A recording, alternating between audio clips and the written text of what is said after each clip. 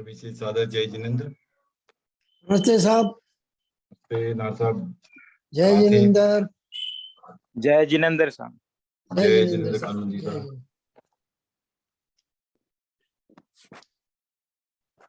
जय जिनेंद्र सर। जय जिनेंद्र श्रवण जी।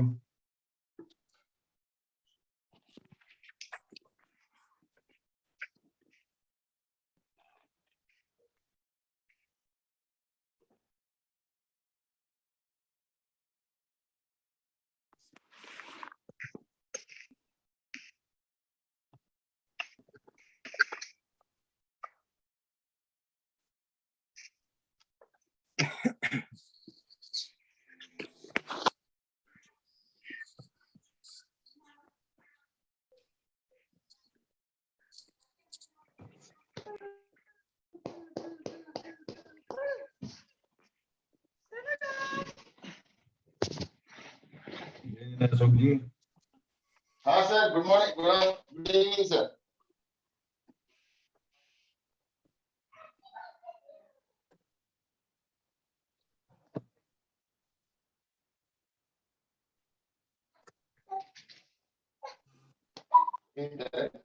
Just wait for a couple of minutes, maybe Pawan ji will join.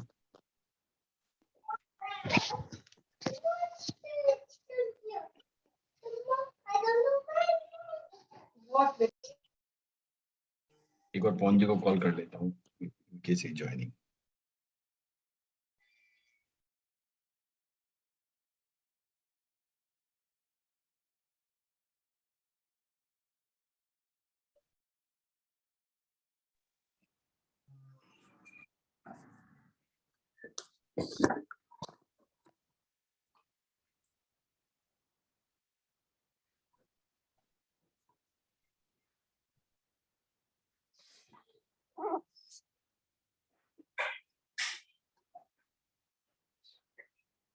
जय जिनेंद्र दिनेश जी। जय Jinendra sir जी।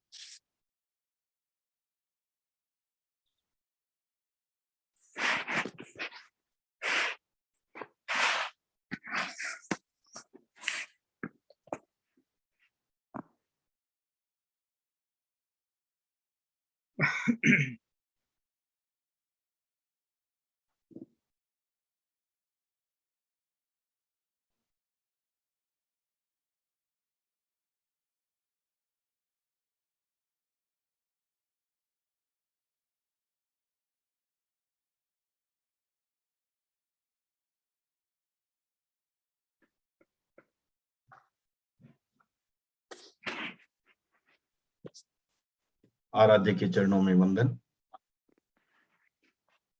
TPF के प्रभारी मुनि डॉक्टर रजनीश कुमार जी के चरणों में वंदन। बेंगलोर में विराजित चारित्रात्माओं के चरणों में वंदन। तो आज नया शुरू कर रहे हैं कुछ। तो आज हम अपनी क्लास को दो भाग में डिवाइड करेंगे।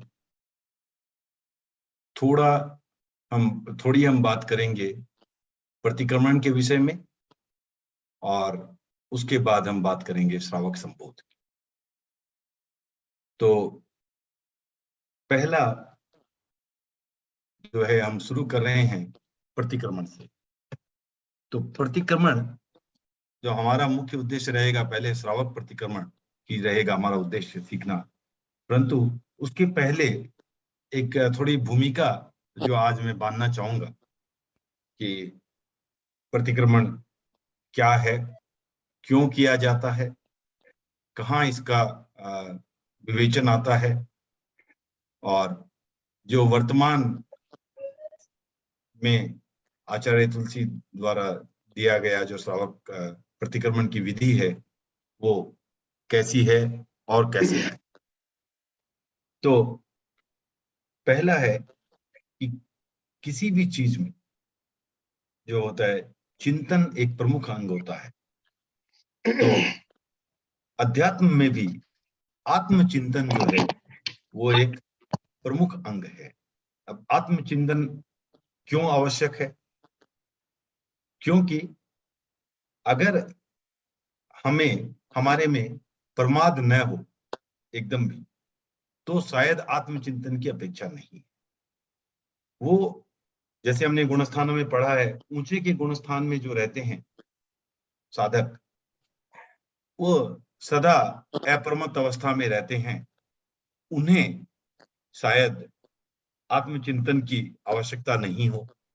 परंतु जो साधारण मनुष्य रहते हैं वे साधना की प्रारंभिक अवस्था में उस स्थिति में नहीं पहुंच पाते, उन पर प्रमाद छाया रहता है, तो चलते चलते वे अपने मार्ग से थोड़े विमुख हो जाते हैं। तो उसके लिए उसको वापस अपनी स्थिति में आना ये आवश्यक हो जाता है, पुनः अपनी स्थिति में आना। तो इसके लिए ही प्रतिक्रमण किया जाता है। तो प्रतिक्रमण का शाब्दिक अर्थ भी है वापस आना। तो वापस किधर आना? आत्मा के मार्ग पे आना, अध्यात्म के मार्ग पे आना, आत्मा के शुभयोग की तरफ आना, असत से सत की ओर आना। ये हो गया आपको प्रतिक्रमण का अर्थ। इसका अर्थ सिर्फ ध्यान धरना नहीं है, इसका अर्थ है कि हम अपने आचरण और मर्यादाओं का अवलोकन करें और आचार को में भी जो भी भूल हुई है उसको सुधारने के लिए हम प्रायश्चित करें। तो ये जो है, तो इसके लिए 2 समय निर्धारित होते हैं। जो भी दिन भर में जो भी भूलें हुई है उसके लिए जो है सूर्यास्त के बाद का समय, और रात्रि में जो भी भूल हुई है उसके लिए सूर्योदय के पहले का समय। ये समय इस आत्मचिंतन या कहते हैं प्रतिक्रमण के लिए निर्धारित होता है। और इसका कालमान परंपरा के अनुसार 1 मुहूर्त का होता है। तो ये जो है अपने प्रतिक्रमण की परंपरा है। जो प्रतिक्रमण है वो ये काम जो है, ये अशोक जी क्या ये अवश्य किया जाना चाहिए? हाँ, आध्यात्मिक दृष्टि से करना चाहिए। अवश्य ही करना चाहिए, राइट? हाँ, तो इसीलिए इसका नाम आवश्यक है। प्रतिक्रमण का एक और नाम है आवश्यक। तो हमारे आगमों में भी आवश्यक का वर्णन आता है। तो आत्म साधक को अपनी आत्मा को लगातार देखना है और उसमें जो भी त्रुटियां आ रही है उसको लगातार जो है उन त्रुटियों को हटाना है, उन त्रुटियों का परिमार्जन होते रहे। इसलिए जो है ये इस आत्मचिंतन का नाम आवश्यक भी दिया गया है और इसका नाम आवश्यक सूत्र भी हम कहते हैं। तो जैसा मैंने आपको बताया, प्रतिक्रमण का अर्थ जो है वो है लौट आना। और कहां से लौट आना? जो आत्मा प्रमादवश अशुभ योग में चली गई है वहां से पुनः शुभ की तरफ चले आना, यह प्रतिक्रमण का उद्देश्य है। तो हम कोई भी कार्य करते हैं एक रिचुअल के तौर पर ना करें, हम उसे पूरा समझ के अगर करते हैं तो उसमें जो हमारी तल्लीनता बैठेगी, जो हमारे उसमें जितना हम रच बस पाएंगे वो बिना समझे नहीं हो पाएगा। कभी कभी क्या होता है कि बिना समझे हम अगर सिर्फ स्मरण करके करते हैं तो उसका यथोचित लाभ नहीं होता। इसका आप उदाहरण एक समझ सकते हैं कहानी के द्वारा। जैसे एक तोता रहता है और उसे एक मंत्र पढ़ाया जाता है कि शिकारी आएगा, दाना डालेगा, जाल बिछाएगा, जाल में फंसना। 4 लाइनों का ये मंत्र सिखाया जाता है उसे। शिकारी आएगा, दाना डालेगा, जाल बिछाएगा, जाल में फंसना। और तोते ने उसे जो है एकदम से रट लिया, पूरी तरह से रट लिया। शिकारी आया, दाना डाला, जाल बिछाया और तोता उसमें फंस गया। और फिर भी वह वही मंत्र जो है वो दोहरा रहा है, शिकारी आएगा, दाना डालेगा, जाल बिछाएगा, जाल में फंसना। तो ये स्थिति क्यों हुई? ये स्थिति इसलिए हुई कि उस तोते ने उस मंत्र को एक तो समझा नहीं, और चूंकि नहीं समझा उसको आचरण में नहीं ला सका। तो इस कारण जो है हमें भी ये, अगर किसी भी चीज का पूरा लाभ चाहिए तो हमें क्या करना होगा, उसे पूरी तरह से समझकर जो है ये हमें करना है। कन्या मंडल का हिसाब जाना।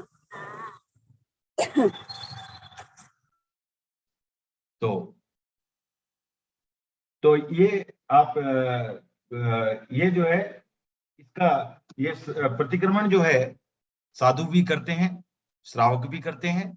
और हमारा जो उद्देश्य यहाँ होगा, हमें ये पहला ये समझना प्रतिक्रमण क्या होता है, और उसके बाद हम श्रावक प्रतिक्रमण की तरफ ज्यादा हम श्रावक प्रतिक्रमण की विस्तृत चर्चा करेंगे। आवश्यक सूत्र के 6 विभाग है। आवश्यक क्रिया जो कही जाती है उसके 6 विभाग है। कौन कौन सा? पहला है सामायिक, दूसरा है चतुर्विंशतिस्त्व, तीसरा है वंदन, चौथा है प्रतिक्रमण, पांचवा है कायोत्सर्ग और छठा है प्रत्याख्यान। और इसे भी आपको इस तरह याद करने की कोई आवश्यकता नहीं है। आप इस क्रम को एकदम जो है यही नेचुरल क्रम है, ये बात आप समझ जाएंगे। तो पहले इन 6 का अर्थ जान लें, उसके बाद हम ये समझने का प्रयास करेंगे कि ये क्यों नेचुरल क्रम। तो सामायिक का अर्थ हुआ कि हम उसमें समता भाव धारण करें और सावध्य प्रवृत्तियों का यथाशक्ति त्याग करते हैं। जैसे श्रावक जो करते हैं वो क्या किससे करते हैं? मन से, वचन से, काया से, न करूं न करूं, ठीक है ना। 2 करण 3 योग से, ये जो है श्रावक सामायिक। तो उस तरह जो, और साधु की जो सामायिक होती है वो तो पूर्ण विरति होती है, 3 करण 3 योग से होती है। और तो ये हो गया सामायिक। तो सामायिक का मुख्य उद्देश्य क्या है? समता। नाउ दूसरा है चतुर्विंशति स्तव, वो हो गया 24 तीर्थंकरों की जो है स्तुति। चतुर्विंशति का अर्थ होता है 24, संस्कृत का शब्द चतुर्विंशति, इसका अर्थ हो गया 24, और 24 तीर्थंकरों की स्थिति चतुर्विंशति स्तव। तीसरा जो क्रम आता है वो होता है गुरु को वंदन करना, गुरु को नमस्कार करना, यह आ गया वंदन। चौथी स्थिति होती है अतिचारों, जो भी अतिचार हुआ है, जो भी दोष हुए हैं, उनके प्रति जो है उनके लिए प्रायश्चित लेना। ये हो गया आपका चौथी जो इसका चौथा भाग हो गया 6 में से। 5वां हो गया कायोत्सर्ग, अर्थात शरीर को स्थिर करना और मौन रहकर ध्यान करना। और अंतिम जो है वो प्रत्याख्यान हुआ। प्रत्याख्यान मतलब त्याग, वो आगामी पापकारी प्रवृत्तियों को रोकने के लिए प्रत्याख्यान करना आत्मसंयम। अब इस क्रम को समझें कि यह क्रम क्यों है। कि आप जैसा पाएंगे, सबसे पहले जहां समता नहीं हो वहां सद्गुणों से प्रेम नहीं हो सकता और अवगुणों से हटने की प्रेरणा नहीं। पहला है समता, हर चीज को समभाव से देखें, उसमें किसी भी प्रकार का जो है हम अपना कह सकते हैं मसाला न। तो जब समता का पालन अगर है तभी वहां पर हम सद्गुणों का अवलोकन कर सकते हैं और उससे सद्गुणों के प्रति आकर्षित हो सकते हैं। तो अगर हम मोह में फंसे हैं तो हम सही अर्थों में सद्गुणों के अनुयायी नहीं बन सकते। हमें जहां मोह है उसकी हर बात अच्छी लगेगी और जहां द्वेष है उसकी हर बात जो है वो अप्रिय लगेगी, चाहे कितनी अच्छी हो या बुरी। तो इस तरह जब हमारे ऊपर से या आंखों से ये पर्दा नहीं हटेगा मोह का, राग द्वेष का, तब तक हम यथा स्थिति से परिचित नहीं हो सकते। तो इसलिए पहला जो सूत्र है ये इसलिए कि समता में आना आवश्यक है। और जैसे ही हम समता में आएंगे हमें गुणी पुरुषों के गुण को पूरी तरह से पहचान पाएंगे, उसके प्रति आकर्षित हो पाएंगे। तो उसके बाद जो हमारे गुणी पुरुष हैं 24 तीर्थंकर, उनके गुणों की हम स्तवना कर सकते हैं, उनके गुणों को जीवन में उतारने का प्रयास कर सकते हैं। इसलिए समता साधने के बाद हम 24 तीर्थंकरों की स्तुति करते हैं। उसके बाद हमें जो है यहाँ पर आज 24 तीर्थंकर नहीं है, कोई भी तीर्थंकर तो आज मनुष्य फॉर्म में उपलब्ध नहीं है। तो हमारे गुरु जो है हमारा मार्गदर्शन करते हैं, वही उनके द्वारा बताया गया मार्ग बताते हैं, तो हम उनके प्रति वंदन करते हैं। तो इससे क्या होता है, आपको इन वंदनों से जब हम वंदन करते हैं श्रद्धा पूर्वक, तो हमारे मन में भी नम्रता का भाव आता है, एक विनय का भाव आता है, ऋजुता का भाव आता है, और बिना मन सरल हुए हम प्रतिक्रमण नहीं कर सकते। मन को सरल विनयवान बना करके ही, क्योंकि उसके बिना हम कोई भी अपनी गलती को स्वीकार करने की स्थिति में नहीं रहते। जबकि जो नेक्स्ट स्टेज है उसमें प्रतिक्रमण करना, प्रायश्चित लेना, तो उसमें क्या है, आपको अपने अतिचारों की शुद्धि करनी है, दोषों का परिमार्जन करना है, दोषों की शुद्धि करनी। दोषों की शुद्धि करने के लिए पहली चीज जो आवश्यक है, हम दोष को स्वीकार करें, हम ये माने कि हमारे से ये गलती हुई है। उसको माने बिना हम दोष का कभी भी परिमार्जन नहीं कर सकते। तो इसलिए उसके लिए विनय की आवश्यकता होती है। और हमने जो अब तक जो बात की, समता, 24 का गुणगान, और फिर जो है गुरु के प्रति वंदन, इससे हमें विनय ऋजुता के भाव आएंगे। और इसके बाद हम अपनी भूलों को याद कर उनसे छुटकारा पाना चाहते हैं, तो प्रायश्चित करना चाहते हैं। और अपनी भूलों को याद करने के लिए भी इसके बाद वाली जो सीढ़ी है वो काम आती है, वो है कायोत्सर्ग करते हैं, शरीर को स्थिर रखते हैं, मन को स्थिर रखते हैं। शरीर और मन को स्थिर रखे बिना भी अपनी भूलों को समझ पाना मुश्किल होता है। इसलिए प्रतिक्रमण के बाद हम अपनी भूलों को याद करते हैं ताकि हम उसे पूर्ण रूप से उनसे छुटकारा पा सके, निकाल सके। एक बार जब हम स्थिर स्थिति में चले जाते हैं तो हम और भी चिंतन कर सकते हैं कि अगर हमने इतना सोचा है तो क्या हम भविष्य के लिए कुछ ऐसी व्यवस्था कर सकते हैं कि भविष्य में भी हम पाप से बचें। तो हम कई प्रकार की सावध्य प्रवृत्तियों का प्रत्याख्यान कर सकते हैं, का त्याग कर सकते हैं। और इसलिए ये अंतिम सूत्र जो होता है आवश्यक में, छठा सूत्र, वो है प्रत्याख्यान। तो पहले हम समता में सधें, फिर हम गुणों की जो स्तवना करें, गुरु के प्रति विनय भाव लाएं, मन में ऋजुता रखें, अपने दोषों को स्वीकार करते हुए प्रतिक्रमण करें, प्रायश्चित करें। और उसके बाद जो है मन और काया को स्थिर करते हुए, उन दोषों को याद करते हुए उनसे आगे बचने का भी जो है प्रत्याख्यान करें। तो इस तरह ये जो सीक्वेंस बनती है, ये शायद आपको समझ में आ गई होगी। किसी को कोई प्रश्न है तो ये इस मोड पर पूछा जा सकता निर्मल जी, हाँ। प्रतिक्रमण है, समझ लीजिए भी मेरे से याद नहीं होता या मैं पढ़ नहीं सकता, तो मैं भाव से तो कर सकता हूँ। ये कि उस प्रतिक्रमण को चितारने से मेरे को मतलब लाभ हो सकता है। हाँ वो ठीक है, चितार याद होना। और ये तो देखो, आप ऐसा बोलते हो, आपको जो भी इनकम टैक्स एक्ट भी कभी कभी आप बुक लेके बैठते हो, लेकिन 4 बार यूज करने के बाद फिर बुक की जरूरत नहीं पड़ती।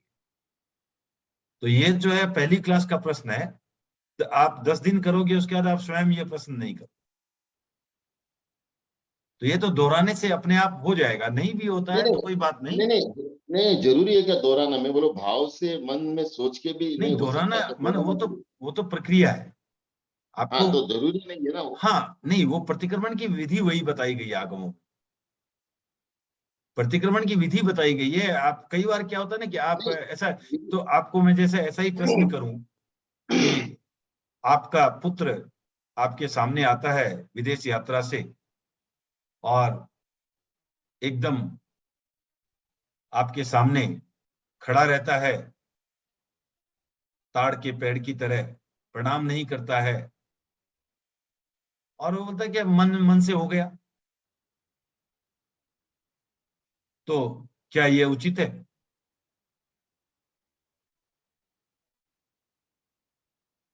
मैं आता हूं उचित तो नहीं है, आपसे लेकिन मिलता हूं, भावना में अगर मेरा है कि मैं आता हूं आपसे मिलता हूं, आपको कुछ नहीं कहता हूं, न तो हाय हेलो करता हूं, न कुछ भी करता हूं, सीधा निकल आपकी तरफ देखा और निकल जाता हूं, क्या ये उचित है?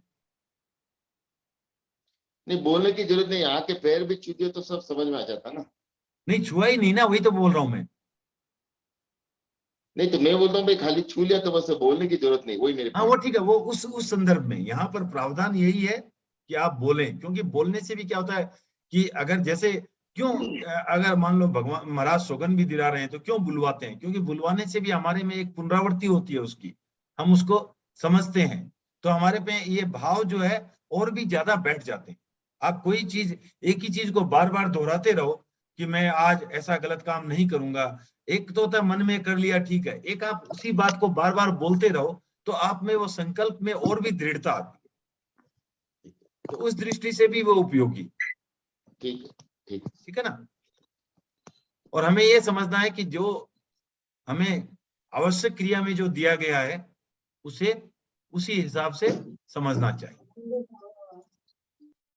इसे हमें आवश्यक क्रिया के अनुसार बताया गया है, तो ये क्रिया आवश्यक है, इसलिए इसे हमें अवश्य उस रूप में करना चाहिए। ठीक है ना? तो और कोई प्रश्न है इस पर? तो आज प्रतिक्रमण पर इतना ही रखेंगे, आगे हम फिर नेक्स्ट में फिर से प्रतिक्रमण। पवन जी, हम चाहेंगे कि थोड़ी सी पहले भूमिका बांधे प्रतिक्रमण की पार्टियों में जाने के पहले। हाँ सर, सर 1 मिनट, एक प्रश्न है। हाँ हाँ ना सर। प्रतिक्रमण का समय जो 48 मिनट बताया आपने, हाँ वो सुबह कब से है, शाम को कब से है? हाँ, वो विधि पूरी बाद में एक बार चर्चा कर लेंगे, श्रावक ठीक है प्रतिक्रमण जी, की विधि पूरी ठीक एक बार चर्चा कर लेंगे। वो है सूर्योदय से 1 मुहूर्त पहले से शुरू करना है और सूर्यास्त के हाँ बाद 1 मुहूर्त तक करना है, बराबर। लेकिन वो पूरा उसके एकदम अंदर, विधि उसके अंदर विधि एकदम अगर उसके अंदर लास्ट में नहीं होता विधि है, की एक थोड़ा सूची टाइम बना ज्यादा लेंगे। लग जाता है तो? विधि की एक नहीं, वो भी उसका भी प्रावधान है, वो सब उसके अच्छा, नियम है, वो ओके नियम की मैं एक सूची बना करके लास्ट में सबको भेज दूंगा। Okay please. ठीक है, पहले उसके पहले हम समझें। तो आज हमने जो प्रतिक्रमण पर चर्चा की, तो पहले हम प्रतिक्रमण क्यों करते हैं, आत्मचिंतन करते हैं, शुद्धि के लिए प्रतिक्रमण करते हैं। तो शुद्धि के लिए ये आवश्यक क्रिया में भी आता है, क्योंकि शुद्धि आवश्यक है, आध्यात्मिक क्षेत्र में भी, हर क्षेत्र में शुद्धि आवश्यक है। जैसे हम स्नान करते हैं शुद्धि के लिए, वैसे ही हम ये आत्म स्नान हो गया एक तरह से। ये प्रतिक्रमण जो है आत्मा का स्नान है, और इसके लिए जो विधि है, उसके लिए 6 सूत्र जो है। पहला सूत्र है सामायिक, अर्थात समता में आना। बिना समता में आए हम किसी के गुणों को अच्छी तरह से उसको अवलोकन भी नहीं कर सकते, समझ भी नहीं सकते। फिर हम गुणों को समझते हैं तो 24 का गुणगान करते हैं। गुणों को समझने के बिना गुणगान करना तो व्यर्थ है। मैं कहता रहूं वो बहुत चौको पर पता ही नहीं क्या है, what is good, I don't know. तो इसलिए गुणों को समझने के बाद हम उनका गुणगान करते हैं, फिर मन में विनय भाव लाते हुए आज उनके जो प्रतिनिधि है, जो हमें मार्ग दिखला रहे हैं, उनके प्रति वंदन करते हैं गुरुओं को।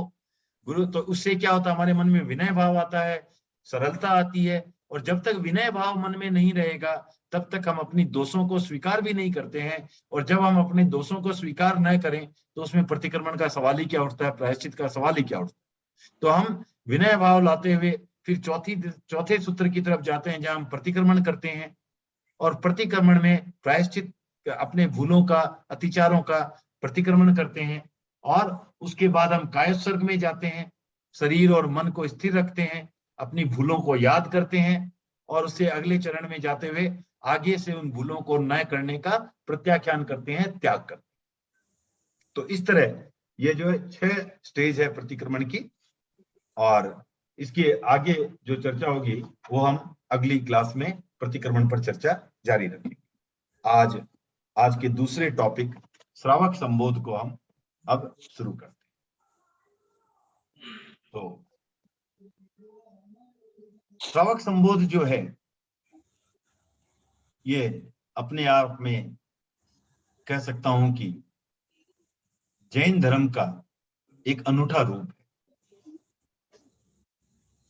जैन धर्म में श्रावक और साधु दोनों को जो है धर्म करने का अधिकार, यथाशक्ति तथा भक्ति, जितनी जिसकी श्रद्धा, जितनी जिसकी शक्ति, श्रद्धा पूरी होनी चाहिए। यहां मेरा श्रद्धा का अर्थ था शक्ति से, जिसकी जितनी शक्ति उतनी ही वो उतना वो धर्म करे। तो इसके लिए भगवान महावीर ने जो है आगार धर्म और अणगार धर्म 2 प्रकार की बात। अणगार धर्म क्या हुआ, आगार धर्म क्या? तो आगार का अर्थ क्या है, कोई बताएगा?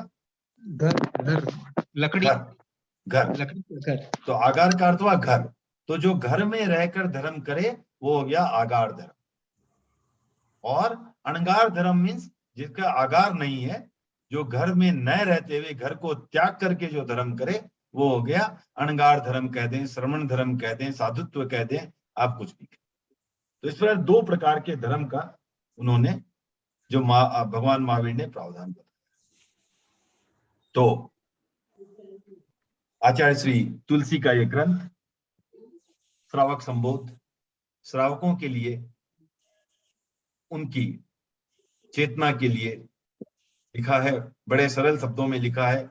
सिर्फ जो पहला श्लोक है समर्पण का, आचार्य तुलसी ने जो ये ग्रंथ तेरापन धर्म संघ को समर्पित किया है, श्री संघ को समर्पित किया है, वो श्लोक सिर्फ संस्कृत में है।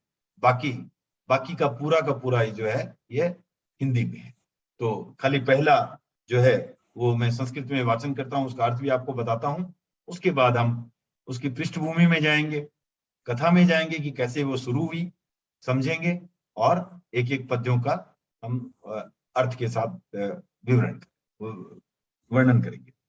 तो समर्पण करते हुए गुरुदेव कहते हैं, अनुव्रत त्रिपथ गाम प्रेक्षा प्रद्योत्नात्मजाम जीवन विज्ञान ब्रह्मपुत्रीम तरंगिणी त्रयम स्मृत्वा स्नात्वा च विस्तार्य बोध त्रयम वितीर्य च अथ श्रावक संबोध श्री संघाय समर्प्यते। तो इसका अर्थ हुआ, जो अनुव्रत है उन्होंने उसे गंगा के समान कहा है,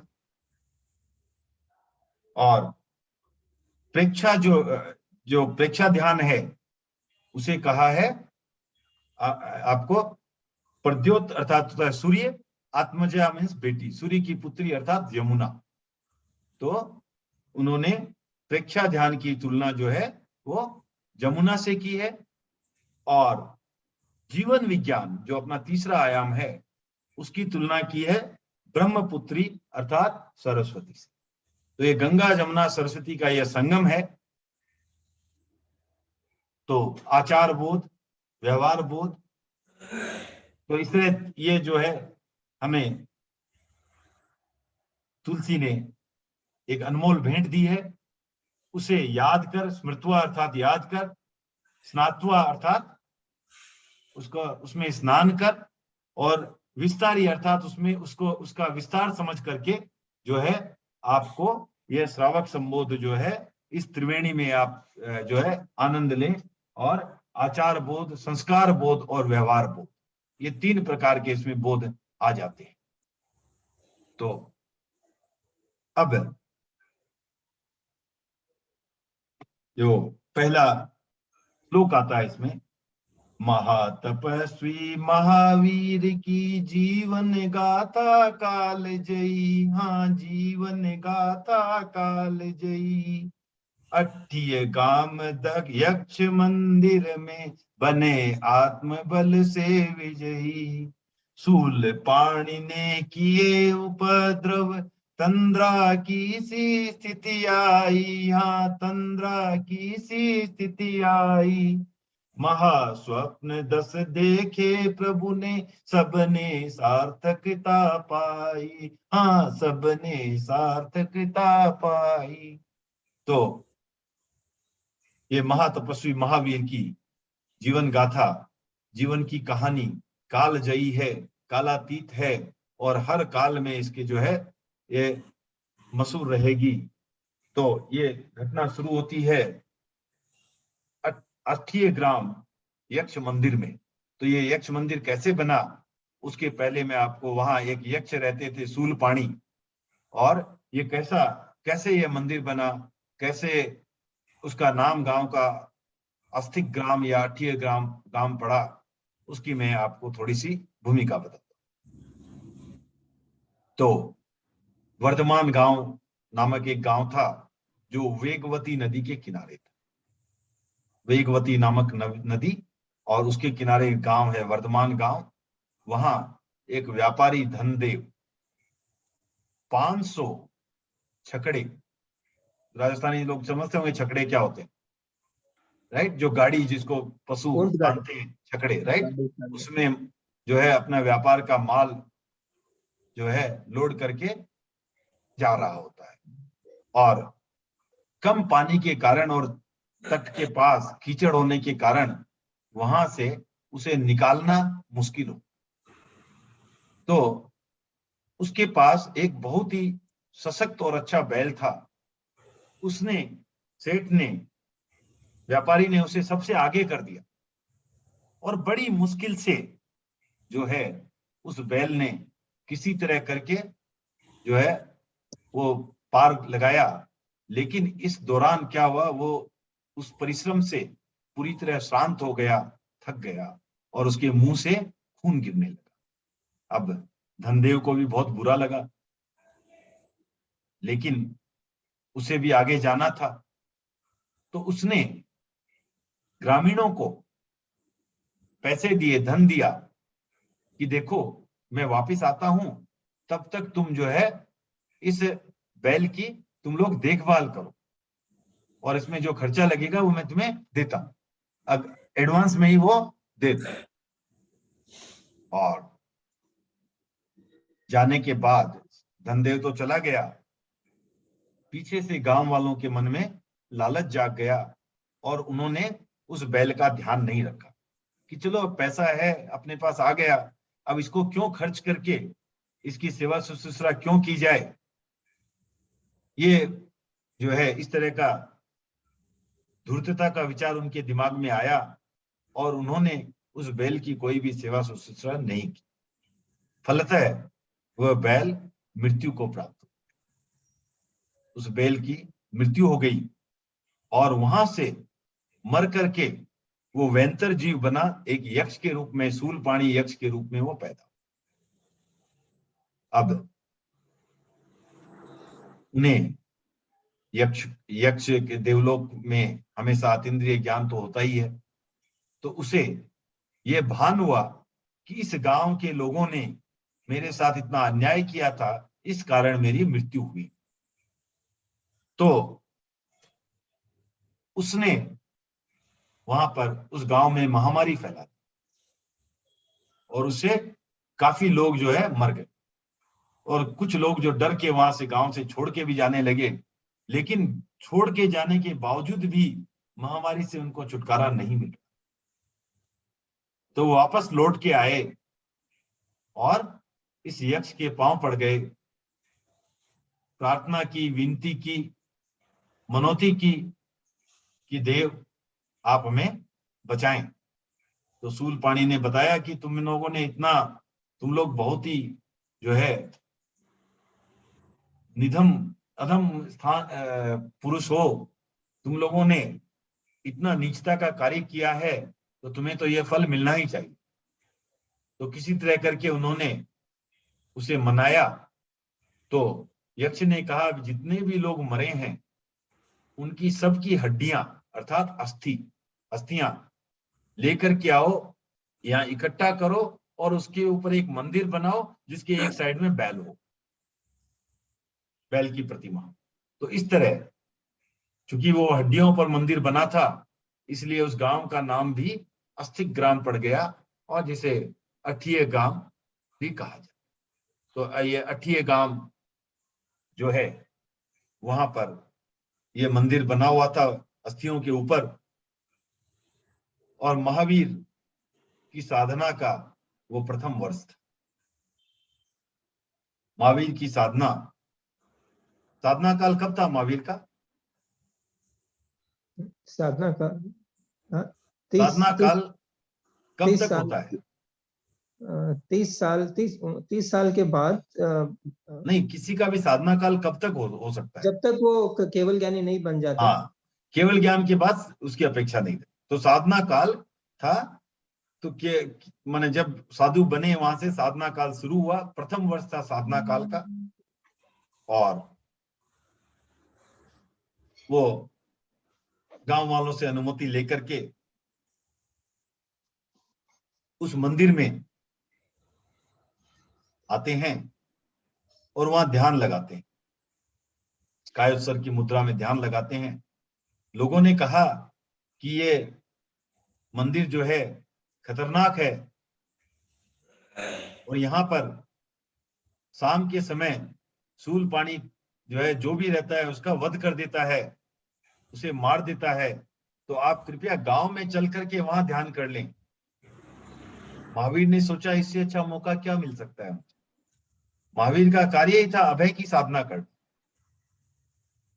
अर्थात भय नहीं रहने देना अपने पास।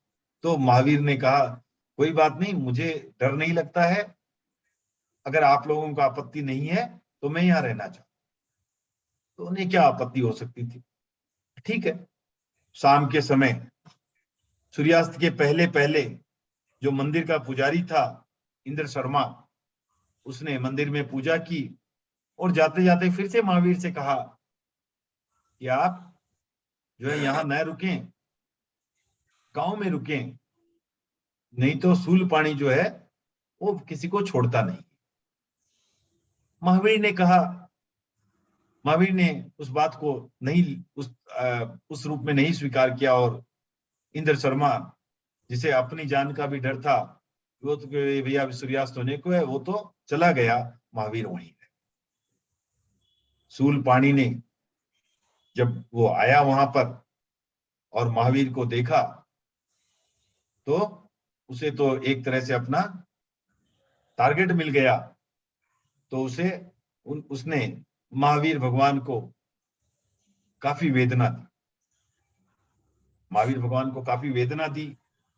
उनके शरीर के विभिन्न अंगों में कष्ट उत्पन्न किए, वेदना उत्पन्न की, लेकिन महावीर ने सबका जो है समता से सबको सहन किया। और शूलपाणी अंततः इतनी वेदना के बाद भी जब महावीर को अटल देखता है तो वह हार स्वीकार कर लेता है और महावीर के चरणों में लौट जाता है और महावीर से क्षमा याचना करता है।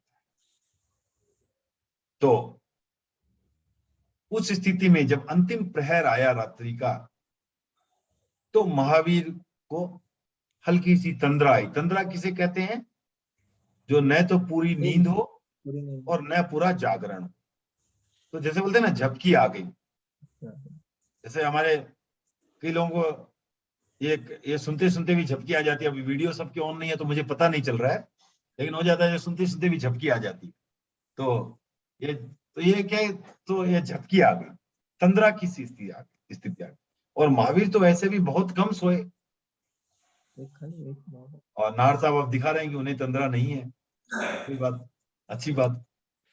तो जब ये आपको महावीर की बारे में कहा जाता है उन्हें इतना कम सोए हैं, वो पूरे साधना काल में कितना अंतर्मुहूर्त की नींद हुई, और वो भी एक समय में नहीं, कुल मिलाकर के उतनी हुई। तो महावीर ने उस तंद्रा की स्थिति में, कहा जाता है कि एकदम पूर्ण निद्रा हो तब भी स्वप्न नहीं आते, पूर्ण जागृत हो तब भी स्वप्न नहीं आते, उस तंद्रा की सी स्थिति में ही स्वप्न आते हैं। उस छोटी सी अवधि में महावीर ने 10 स्वप्न देखे, और 10 के 10 स्वप्न जो है साकार हुए। तो अब अब कौन से उन्होंने स्वप्न देखे, इसका हालांकि इसमें पद्यात्मक वर्णन नहीं है, फिर मैं आपको बता देता हूं कि आपको उन्होंने देखा कि एक विशाल काय पिशाच महावीर को ललकार रहा है। महावीर ने उस चुनौती को स्वीकार किया, और वो विशाल काय पिशाच जो है वो हार जाता है। तो ये किस चीज को बताता है, कोई बताना चाहेगा? इस धर्म की शब्द का जीत। क्या अर्थ हुआ? धर्म की जीत। हाँ, धर्म की जीत। नहीं, ऐसा नहीं है। वो विशाल काय पिशाच क्या था? वो रूप था मोहनीय कर्म का, मोहनीय कर्म का। मोहनीय कर्म। इसका मतलब हुआ कि वो महावीर जो है मोहनीय कर्म को जीत लेंगे। ये इसका ये स्वप्न का अर्थ ये था कि वो, अब जैसे कोई सिंह का स्वप्न देखता है, इसका मतलब ये नहीं कि उसके घर में सिंह पैदा होता है, माने सिंह के गुणों वाला पुत्र, या ऐसा बोल सकते। तो उसी हिसाब से ऐसा नहीं कि वो पिशाच था और सही में हरा दिया, ऐसा नहीं है। पिशाच जो था वो इसका संकेत था कि वो मोहनीय कर्म रूपी विशाल काय पिशाच को वो हरा पाए। दूसरा उन्होंने जो देखा स्वप्न कि सफेद पंख वाला एक नर कोकिल, नर अर्थात मेल कोकिल, मेल कोयल, राइट। तो नर कोकिल महावीर के चारों ओर चक्कर काट रहा। अब इसका क्या अर्थ हुआ? इसका अर्थ हुआ कि महावीर के शुक्ल ध्यान का विकास होगा। सफेद था ना, सफेद रंग, तो शुक्ल ध्यान का विकास होगा। तीसरा था कि कोई रंग बिरंगे पंखों वाला नर कोकिल महावीर के जो है आपको पास खड़ा है। रंग बिरंगे के कारण उन्होंने जो है द्वादशांगी की रचना हुई। अलग अलग रंग थे ना, अलग अलग आगमों के अलग अलग रंग, तो इसलिए द्वादशांगी की रचना हुई, ये इसका अर्थ। चौथा था वैडूर्य रत्न की 2 मालाएं। वैडूर्य क्या होता है? 9 रत्नों में से एक रत्न है। कौन से 9 रत्न है, कोई बता पाएगा? कुछ के तो नाम बोलो, प्रयास करो। चिंतामणि रत्न। चिंतामणि रत्न तो नहीं है, ठीक है।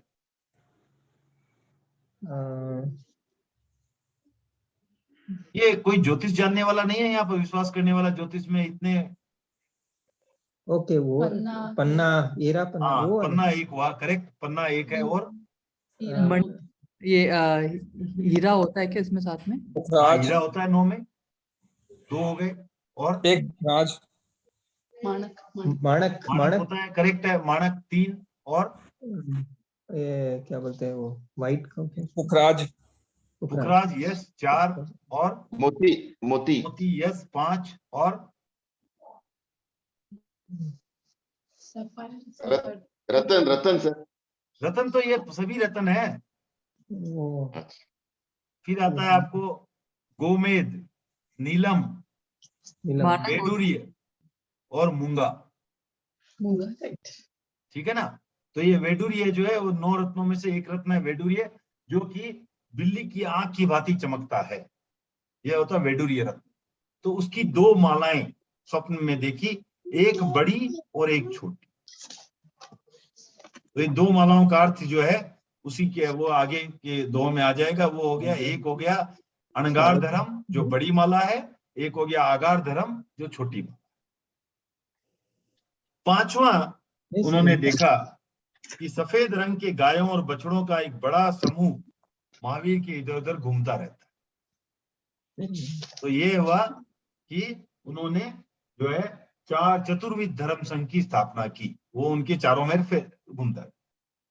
6वां स्वप्न देखा कि जिस स्थान पर महावीर बैठे हैं वहां पर सामने एक सुंदर जलाशय कह दें, लेक कह दें, लेक है, और वहां खिलते हुए कमलों से भरा है। इसका मतलब जो है देव जो है वो महावीर की सेवा करेंगे, और तीर्थंकर बनते हैं, तीर्थंकरों की सेवा देव करते हैं। फिर 7वां स्वप्न उन्होंने देखा कि महावीर समुद्र में खड़े हैं, न कोई जलपोत अर्थात बोट है और न कोई और साधन है, और वे अपने हाथों से उसको तैर के पार कर रहे हैं। और इसका अर्थ क्या हुआ कि वो संसार समुद्र को पार, इस जन्म जन्मांतर के जन्म मृत्यु के चक्कर से बाहर होकर के इसको पार कर गए, इस भव सागर वाले को पार कर गए, भवों का जो सागर है उसे पार कर गए। नहीं तो क्या भवों का, हम सुन लेते हैं वर्ड भव सागर का अर्थ क्या हुआ कि एक भव होता है, फिर दूसरा भव, फिर तीसरा, वो चलता ही रहता है। तो ये भवों का समुद्र है, जब तक मुक्ति ना हो जाए। तो वो भव सागर को उन्होंने तैर कर पार किया है। 8वां वो देखते हैं, महावीर देखते हैं कि रात्रि के सघन अंधकार को क्षीण करने वाला, उसको समाप्त करने वाला सूर्य का उदय हो गया है, और उस सूर्य की जो रोशनी है, सूर्य का जो तेज है, वो सूर्य से भी ज्यादा अधिक है। ये इसका अर्थ क्या हुआ कि केवल ज्ञान, उन्हें केवल ज्ञान की उपलब्धि। ये 8वां जो है। फिर महावीर मानसोत्तर पर्वत के पास खड़े होकर अपनी आंतों से उस पर्वत को घेर रहे। तो इसका अर्थ हुआ कि जो दिगंत में महावीर की यशो कीर्ति फैले। और आखिरी जो देखा उन्होंने, महावीर मेरू पर्वत पर चढ़ रहे हैं और बिना रुके और बिना थके पर्वत पर चढ़ते चढ़ते वो उसके सबसे ऊंचे शिखर पर चढ़ने में सफल हो जाते हैं। और इसका अर्थ हुआ कि महावीर जो है वो जो है व्यापक धर्म का प्रतिपादन करे। तो ये इस तरह ये 10 स्वप्न देखे महावीर ने। जो अब स्वप्न जो है एक टेक्निकल थोड़ी सी बात है, उसके बाद और थोड़ी सी उसमें या ये बात मैं अगली क्लास में लूंगा कि किसके स्वप्न सफल होते हैं। इसमें थोड़ा सा फिर से क्योंकि और थोड़ा सा डिस्कशन में जाना पड़ेगा, तो उसको आज अवॉइड करते हुए आगे चलते हैं। तो ये मैंने आपको 10 स्वप्न बताए। तो अब उसमें क्या था, उनमें चौथा महास्वप्न 2 मालाओं का दर्शन था, 2 मालाओं का दर्शन था, जो विशिष्ट अनगार अगार धर्म का सही निदर्शन था। हाँ, धर्म का सही निदर्शन था। तो उसमें ये जो चौथा महास्वप्न था, जैसा मैंने आपको बताया, वैडूर्य रत्न की 2 मालाएं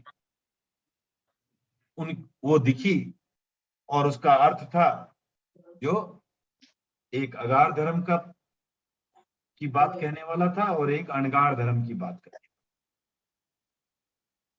स्वप्न प्रवक्ता उत्पल नहीं समझ पाया उसकी भाषा। हाँ, नहीं समझ पाया उसकी भाषा, जिज्ञासा पर कर करुणा दी, स्वयं वीर ने परिभाषा दी, स्वयं वीर ने परिभाषा। तो जो पार्श्व प्रभु के अनुयायी थे उत्पल, और उस समय वो जो है इसका अर्थ, चौथे स्वप्न का अर्थ नहीं समझ पाए। पार्श्व के समय सिर्फ चातुर्याम धर्म संघ का प्रावधान था, और श्रावक धर्म और श्रवण धर्म को, आगार धर्म और अनगार धर्म को अलग अलग नहीं समझाया गया था। इस कारण उत्पल बाकी 9 स्वप्नों के अर्थ तो समझ गया, पर इसका अर्थ वो नहीं समझ पाया।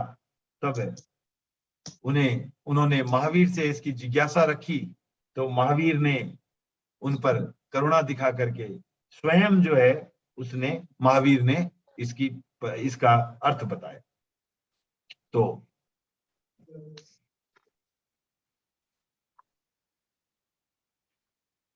जो अगार घर छोड़ बने अनगार धर्म के अधिकारी, अनगार धर्म के अधिकारी, शेष अगारी घर बारी के लिए अगार धर्म भारी, हाँ लिए अगार धर्म भारी। तो जो अगार धर्म को छोड़ करके, अगार अर्थात घर को छोड़ करके जो पूर्ण साधुत्व स्वीकार कर सकते हैं, वे अनगार धर्म के अधिकारी बने। वो अनगार धर्म का रास्ता अपनाएं, साधुपना स्वीकार करें, मुनि बन करके जो है पूर्ण व्रत लेकर के धर्म का पालन करें। शेष जो बच गए अगारी, अर्थात जो गृहस्थ, जो घर में रहने वाले, वो क्या करें?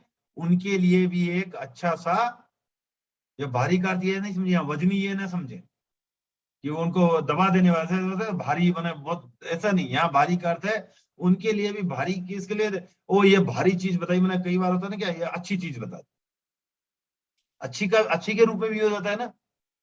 जैसे हमारे कुछ वो हमारे राजेश जी बैठे हैं स्टॉक मार्केट वाले, तो वो तो भारी स्टॉक बतायो, मैंने अच्छा स्टॉक बता दिया, यह भारी योजना है, अच्छी योजना। तो उसी प्रकार ये अच्छी योजना बताई उन्होंने, क्या कि अनगार धर्म लगा लो, यह अच्छा, मैंने एक अच्छा रास्ता सुझाया, उस हिसाब से भारी नहीं कि ये फॉलो करने में बहुत ही कठिनाई आएगी, उस दृष्टि से भारी नहीं कहा, समझ गए ना। तो नहीं तो क्या चलो वो खुद ही बोल रहे हैं भारी, तो अब तो छोड़ दो, ऐसा नहीं, क्योंकि ऐसे ही छोड़ा हुआ ही है। और भी ये भी, और ग्रंथ भी बोल रहा है भारी है, छोड़ दो भैया, नहीं होगा, ऐसा नहीं। यहाँ कहने का अर्थ है कि ये अच्छा रास्ता उन्होंने बताया है, और इस उनके लिए इस धर्म की व्यवस्था है, अगार धर्म की व्यवस्था है। तो आगे चलते हैं। रहे भक्ति में शक्ति संतुलन महाअणुव्रत का आधार, रहे भक्ति में शक्ति संतुलन महाअणुव्रत का आधार, जिन शासन की ये व्यापकता यूनिवर्सल श्री वीर विचार, यूनिवर्सल श्री वीर विचार। अर्थात शक्ति के अनुसार भक्ति हो, ये कहावत भी है कि जैसी शक्ति वैसी भक्ति। तो शक्ति के अनुसार, शक्ति और भक्ति में संतुलन रहे, अन्यथा स्थिति विषम हो जाती। तो शक्ति और भक्ति में संतुलन रखते रहने के कारण ही किसमें आपको, ये किसका आधार है? महाव्रत और अणुव्रत।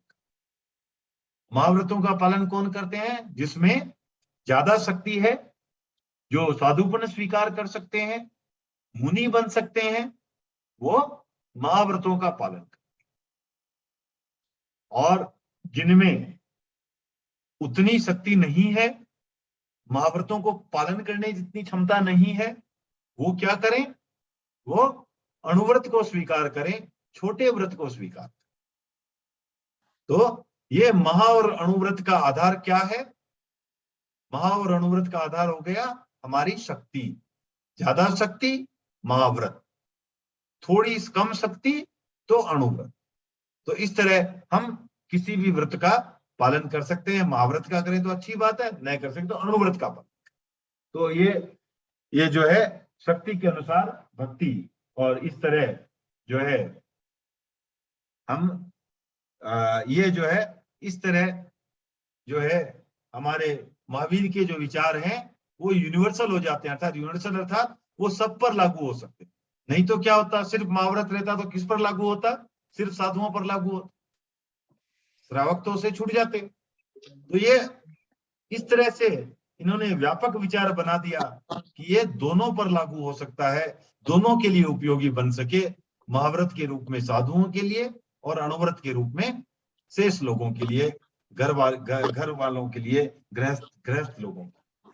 तो इस तरह जो है ये हमारे महावीर के विचारों की यूनिवर्सल विचार हैं, सार्वभौम विचार हैं, पूरे विश्व के लिए विचार है। जो हो संभव अनगार धर्म का पालन, तो करें उसी पथ अपना संचालन। क्षमता यदि अल्प अनल्प धर्म में आस्था, साभार आगार धर्म का पकड़े रास्ता। तो कहता है अगर संभव है, शक्ति है, तो क्या करो, लार्ज कैप में इन्वेस्ट करो, है ना। लार्ज कैप क्या हुआ, अनगार धर्म, महाव्रत। हाँ महाव्रत, मतलब वो एकदम ब्लू चिप है। अगर शक्ति है, कैपेसिटी है, ठीक है ना, तो ब्लू चिप में जाओ, अनगार धर्म। लेकिन अगर शक्ति कम हो तो मिड कैप में भी जा सकते हो, लेकिन शेयर मार्केट में तो आस्था होनी चाहिए ना, नहीं तो वहां भी नहीं जाओगे। तो अगर धर्म में तो आस्था है लेकिन शक्ति उतनी नहीं है, धर्म में आस्था है, शक्ति कम है, तो क्या करें, आस्था अनल्प नहीं, अनल्प है। अनल्प मतलब, अल्प मतलब कम, अनल्प मतलब जो कम नहीं। तो क्षमता यदि अल्प, तो क्षमता तो कम है, लेकिन अनल्प धर्म में आस्था कम नहीं है। अगर ऐसी स्थिति है तो क्या करें, साभार, किसका आभार, रास्ता बताने वाले का। रास्ता किसने बताया, महावीर ने, और हमारे गुरु हमें बता रहे हैं। तो महावीर और गुरु का आभार व्यक्त करते हुए हम जो है अनगार धर्म को अपनाएं, अनुव्रत का रास्ता अपनाएं। तो ये जो है अपना शक्ति के अनुसार ये है। तो ये क्या है, श्रावकत्व क्या है, यह है व्रताव्रती की धर्माधर्मी की श्रेणी, आध्यात्मिक आरोहण हित है निश्रेणी। इस श्रेणी में जो भी मानव आते हैं, वे श्रमणोपासक श्रावक कहलाते हैं। तो ये किसकी श्रेणी है, व्रताव्रती, अर्थात यहाँ व्रत भी है, अव्रत भी है। कुछ चीजों का प्रत्याख्यान है, कुछ चीजों का नहीं है, कुछ चीजों का व्रत लिया हुआ है, कुछ चीजों का नहीं लिया हुआ है। तो व्रत और अव्रत दोनों है, कुछ चीजें खुली है उस अनुसार से अव्रत है, कुछ चीजों का हमने त्याग किया है, संकल्प किया है, उस हिसाब से व्रती है। तो ये किसकी श्रेणी है, व्रताव्रती की श्रेणी, अर्थात व्रती और अव्रती दोनों की श्रेणी। और इसे और भी कह सकते हैं धर्मा अधर्मी की श्रेणी। तो धर्मी है, धर्मी भी है और अधर्मी भी है, क्योंकि कुछ धर्म है कुछ अधर्म है, तो धर्माधर्मी की श्रेणी है। और ये जो अपना आध्यात्मिक आरोहण है उसके लिए एक सीढ़ी का काम करता है। ऊपरी मंजिल पर तो नहीं पहुंचे हैं, पर एक सीढ़ी का काम करता है जिसे क्रमशः ऊपर जा सकते हैं। और इस श्रेणी में जो भी मानव आते हैं उसे हम क्या कहते हैं, श्रमणों के उपासक, क्योंकि वो साधुओं की उपासना करते हैं, श्रमणों की उपासना करते हैं और वे श्रावक कहलाते हैं। उनका नाम हो गया श्रावक। तो आज जो है हम श्लोक के माध्यम से इतना ही रखेंगे, और लास्ट 10 मिनट अगर किसी को कोई प्रश्न उत्तर है, चाहे प्रतिक्रमण में हो चाहे इसमें हो, और या कोई चीज समझ में नहीं आई हो, तो हमने आज जो पहले किया, पहली बात में हमने प्रतिक्रमण के 6 सूत्र थे, उसकी 6 आवश्यक की बात की, और दूसरे में हमने अस्थिग्राम का मंदिर कैसे बना, गांव का नाम कैसे पड़ा, महावीर ने कौन से 10 स्वप्न देखे, और चौथे का अर्थ क्या हुआ, और एज ए साइड प्रोडक्ट हमने नौ रत्नों के नाम भी जाने। ठीक है ना। तो ये जो है आज का हमारा क्रम रहा, और हम यही का ये जो है ये हमारा जैन धर्म बहुत ही यूनिवर्सल है, क्योंकि उसमें सबके लिए धर्म करने का अधिकार है। चाहे जैसी शक्ति है वैसा ही धर्म किया जा सकता है, कोई आपत्ति नहीं है उसमें। चाहे आप ब्लू चिप में करो, चाहे मिड कैप में करो, चाहे स्मॉल कैप में करो, आप सब चीज अलाउड है यहाँ। खाली एक ही चीज चाहिए, क्या चाहिए? धर्म में आस्था जो है वो कम ना हो, अनल्प धर्म में आस्था हो। शक्ति जितनी भी है उस अनुसार से आप भक्ति कर सकते हैं। महाव्रत और अणुव्रत दोनों प्रावधान हमारे लिए उपलब्ध हैं, और ये हमारी जो है व्रतावृत्ति की श्रावक की श्रेणी है, और ये जो है सही रास्ते में आध्यात्मिक उत्थान की एक सीढ़ी है। अब किसी को कोई प्रश्न है तो पूछे जा सकते हैं। निर्मल जी, क्या हाँ। आगामी धर्म से भी हम भवसागर को पार कर सकते हैं क्या? हाँ, ऐसे उदाहरण आते हैं कभी। हाँ, मरुदेवा का उदाहरण जैसे। हाँ, मरुदेवा, भरत चक्रवर्ती। हाँ। भरत चक्रवर्ती ने भी कभी साधपना नहीं लिया। हम्म। उन्हें तो स्नानागार में ही अंगूठी उतारी, बोले अरे ये तो मेरा सौंदर्य क्या है, ये तो अंगूठी का सौंदर्य है, और तुरंत जो है उनको केवल ज्ञान की उपलब्धि हो गई। तो इस तरह काफी हुए। मेन है कि आपका जो है, अब एक करोड़पति भी लोन चुकाता है, और 1 लाख रुपया कमाने वाला भी लोन चुका सकता है, और लोन कम हो तो 20,000 रुपया कमाने वाला भी लोन चुका सकता है। तो ये कर्म रूपी लोन हमारा कितना है ये हमें नहीं पता। जितना लोन है उतना अगर हम चुका सकते हैं किसी भी मेथड से तो काम बन जाएगा। गणेश जी, क्लियर हुई बात? हाँ जी। और किसी को कोई प्रश्न? सर, प्रतिक्रमण में कायोत्सर आपने बताया।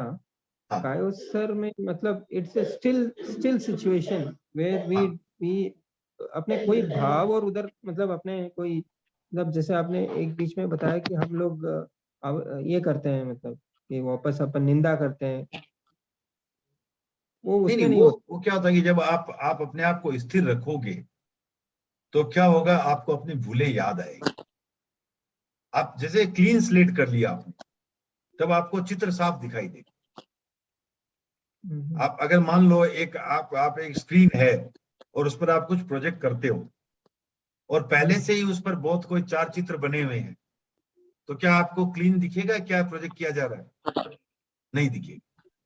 तो उसको क्लीन प्रोजेक्ट करने के लिए क्या हमें क्लीन रखना, मतलब स्थिरता रखनी है, धैर्य, मतलब एकदम मन और काया से पूरा अगर हम स्थिर रहेंगे तो हमें स्पष्ट दिखाई देगा जो हमारे अतिचार हैं या क्या है, उसको हम स्पष्टता से अवलोकन कर सकते। ये वहां पर कायोत्सर का ही है। ओके, ठीक है। तो हम अलग और विचारों से, और ये ऐसी स्थिति नहीं है जो कि एक बार में आ भी जाए। इसके लिए निरंतर अभ्यास करना होगा, तब जाकर के ये स्थिति। हाँ। और कई चीजों का, जैसे अशोक जी ने भी पूछा था कि क्या मंत्रों का उच्चारण करना आवश्यक है, दोहराना आवश्यक है, तो कई क्या होता है कि मंत्र भी प्रभावशाली होते हैं, उनका भी मन पर प्रभाव पड़ता है। अब जैसे हम योगा करते हैं, हम वहां पर हम अरम की ध्वनि करते हैं, महाप्राण ध्वनि करते हैं, ओम की ध्वनि करते हैं, उसके भी स्पंदन का असर होता है। तो उसी तरह जो भी मंत्रोच्चारण होता है उसका भी असर होता है, हमारी आस्था पुष्ट होती है, तो काफी उसका असर होता है। आज हम महाराज के जाते हैं तो वंदना करते हैं, तो क्या हुआ, हम इतना क्यों हिलते डुलते हैं, क्यों झुकते हैं? काया की रिजुता, वचनों की रिजुता। वचनों की रिजुता आ जाती है किससे? जब वंदामी नमन सामी करते हैं, वचनों की रिजुता है। माथा झुकाते हैं, काया की रिजुता है। तो इस तरह जो है हर दृष्टि में जो है हर जगह अकड़न है, वही हमारी जकड़न है। अकड़ को निकाल दी तो हमारी जो है अच्छी पकड़ हो जाएगी, अच्छी चीजों पर पकड़ हो जाएगी। तो इस तरह हर जगह ये क्या है, ऋजुता का सिद्धांत है। आप सिंपल अर्थों में समझोगे, जहां भी कॉम्प्लेक्स है चीजें उसको अवॉइड करके आप सिंपल। अब क्या होता है, हम एक तरफ तो जैनों में हम मंत्र बोलेंगे, खा में सभ्य जीवा खमंतु में मिट्टी में सब भुवेसु वेर मज्जन के नहीं। अर्थ क्या हुआ इसका कि खामे में सभ्य जीवा खमंतु में, मतलब मैं सब जीवों को क्षमा करता हूं और सब जीव भी मुझे क्षमा करें। और मिट्टी में सब भुवेसु, अर्थात सारा संसार जो है मेरे मित्र के समान हो, वेरम मज्जन के नहीं, और किसी के साथ भी वेर ना हो। लेकिन अगर सुबह पिताजी ने कुछ कह दिया है तो 3 दिन तक मुंह फुला हुआ है, अरे भैया सॉरी बोल दे, मैं क्यों बोलूं, मेरी गलती है क्या? तो फिर हमने खामे में सभ्य जीवा का अर्थ ही नहीं समझा। इसीलिए मैं बोलता हूं, जब भी प्रतिक्रमण करना है पहले आप पूरा उसको समझे कि हम क्यों कर रहे हैं। हम कर रहे हैं खामे में सभ्य जीवा के लिए, तो नहीं तो क्या होता है, जैसे भिक्षु स्वामी कहते हैं वो कि पंचवदन सिर माथे पर नाले की सी स्थिति आई, कि पंचवदन तो सिर माथे पर, नाला यहीं से निकलेगा, तो फिर पंचवदन कहाँ सिर माथे? अगर पंचों ने कह दिया यहां से नाला नहीं निकलना है तो तुम मानोगे नहीं। तो ये जो स्थिति है जहां हम अपवाद रख लेते हैं कि ये नहीं, बाकी तो थे अब जो भी बोलो, लेकिन ये तो नहीं मान सकते। तो मैं आपको जो मुख्य बात थी आपने पहले ही कह दी कि वो तो नहीं मान सकता, फिर बात करने का कोई मतलब ही नहीं है। तो मुख्य इसका सिद्धांत ही है विनय, सरलता, ऋजुता। और ये पारस्परिक भी नहीं है, आप अपनी तरफ से शुद्ध हो, अपनी तरफ से बोलो भैया मैं सबसे क्षमत कामना करता हूं और सबको क्षमा करता हूं। अब सामने वाला करे ना करे वो उसकी प्रॉब्लम, हमें उसके लिए नहीं, वह करे तो मैं झुके, वह झुके तो मैं झुकूं। तो इसके लिए भी महाप्रज्ञ जी ने एक अच्छा उदाहरण दिया है कि अरे जीवित ही झुकते हैं, मुर्दा द्वार क्या झुकेगा। आज एक दरवाजा बना हुआ है, अगर आप ज्यादा लंबे हैं तो दरवाजा तो नहीं उठेगा, आप ही झुक के अंदर जाओगे। तो झुकता वही है जिसमें जान है, मुर्दा क्या झुकेगा। दरवाजा है वो तो मुर्दा है, वो तो नहीं झुक सकता, झुकेगा तो वही जिसमें जान है, जीवन है। तो इसीलिए जान का नाम ही है कि हम लुढ़ सकते हैं, और जितना विनय आएगा उतना ही आपका मान बढ़ेगा, और जितना आप मान करोगे उतने आपके पीठ पीछे आपका अपमान होगा। ये स्पष्ट बात है। आज जो भी अधिकार से मान हो लिया जाता है वो मान नहीं कहा जाता। सही अर्थों में सम्मान वही होता है जहां जो है आप स्वयं उसके आचरण को देखते हुए, व्यवहार को देखते हुए, सरलता को देखते हुए आप स्वयं नतमस्तक होते हैं, वो होता है सम्मान। वरना तो व्यर्थ का मान। तो ये बिना प्रश्न के ही लंबा सा उत्तर हो गया, उसके लिए क्षमा प्रार्थी हूँ। तो बहुत अच्छा सर। और भी कोई प्रश्न है तो पूछें। नार साहब, ऑल क्लियर? हाँ, all clear sir, very good. Thank you. तो फिर सबकी अनुमति से आज की जो क्लास है उसको यहीं विराम देते हैं। फिर टाइम भी जस्ट 2-4 मिनट ही बचे हैं, तो चलो सबका बहुत बहुत आभार। और ओके सर, बताने में जो भी अगर कोई त्रुटि हुई हो तो जय जिनेंद्र। कृतिक जोश भी सर। कृतिक जोश। Thank you. जय जय।